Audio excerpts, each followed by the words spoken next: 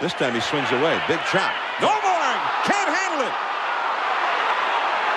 Well, now Tejada was obstructed by the third baseman, but I never saw a call. Well, Tejada stopped running, and Tejada has been tagged out. Now Maka's out.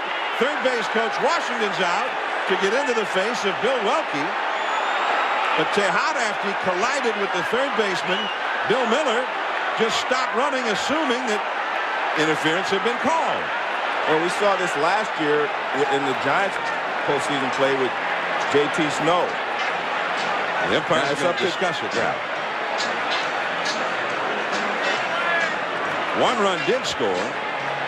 Well, actually, last year was Santiago. J.T. Snow, I guess, hit the ball, but Santiago in the League Championship Series with the Cardinals.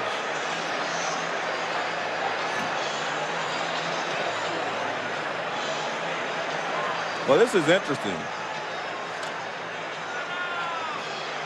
Ken Maka's right out there.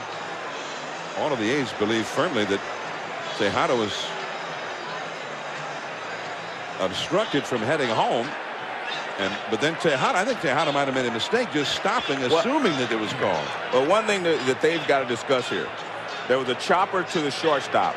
The third baseman was going over to take, in case there was a throw at third base. He is allowed to go to the bag in case there's a play to be made there. But it's up to them to decide whether he stayed there too long and obstructed the runner. You see the ball that was chopped in the hole, and you could see that Garcia-Parra might have had a play at third base. Well, I know in that play last year you're talking about with Benito Santiago, you see the play at third there. See, he's going there to make a play, because he thought that if Garcia-Parra makes the play, he might come to third base on that ground ball. And that's what they have to determine.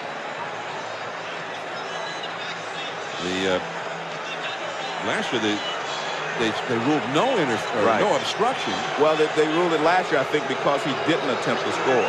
Tejada did attempt to score. He was starting to attempt, and then he stopped. Yeah, but he was tagged out. Whereas last year, Santiago wasn't tagged out. There was really no play ever made on Santiago last year. Exactly. In that Cardinal game you're talking about. The umpires, I mean, the thing that you're bringing up that we discovered last year, it's not automatic. No, it's not. No, it isn't. If there's not an actual play being made on that runner at that base at that time, the umpires have to decide, well, what would have happened? One thing that they told us last year, Steve Palermo told us, was that they might have said, well, if Santiago had gone home, they probably would have thrown him out. We could have ruled that. Yeah. That's in the rule book. Steve Palermo, by the way, an umpire supervisor, is here tonight by the Boston dugout. And he's standing and an extremely interested observer here. The umpires are not having an easy time deciding what to do on this call. But I think Tejada didn't help himself when he stopped running. Look, I definitely understand what Ken Maka is saying and why he's so upset. Because he figures Tejada would have scored. Well, obviously, Maka is not hearing from the umpires what he's hoping to hear. That Tejada should score. Ramon Hernandez is out there. He's being held off by Ron Washington, the third base coach. Chavez is out there talking to one of the umpires. Terry Francona now wearing the warm-up jacket has come out to try and get Hernandez away.